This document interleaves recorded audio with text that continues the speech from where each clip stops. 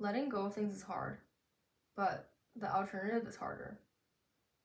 The alternative being hanging on to things, trying to extend the natural lifetime of things, trying to possess things for longer than they belong to you for.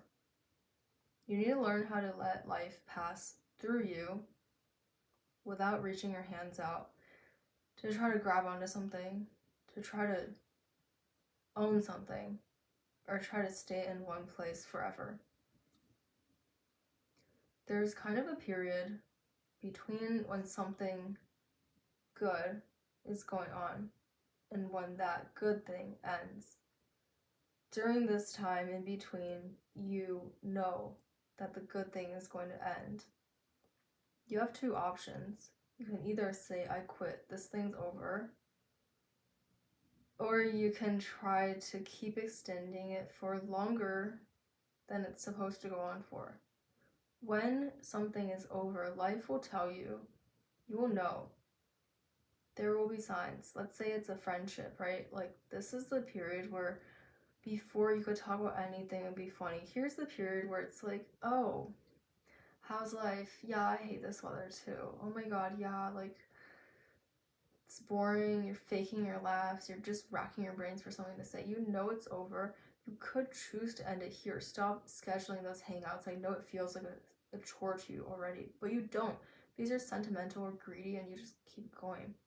And because you're scared of ending things and you are unable to just cut things off, the thing that was once so good is only going to end once it reaches a breaking point. And once it reaches a breaking point, you're at the point where you're like, I hate this thing, or I hate this person, or this was such a fucking waste of my time. Why get to that point? You knew it was going to happen. You had that period of time. You had that warning period. You could have just ended it. Why keep going?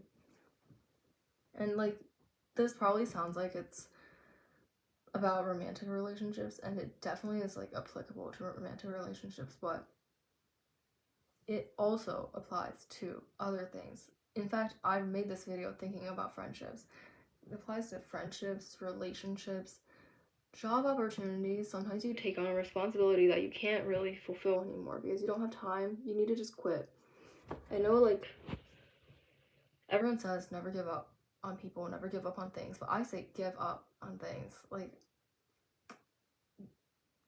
you know when something's ended, and you know when you are not going to put in the appropriate amount of time and effort to sustain something.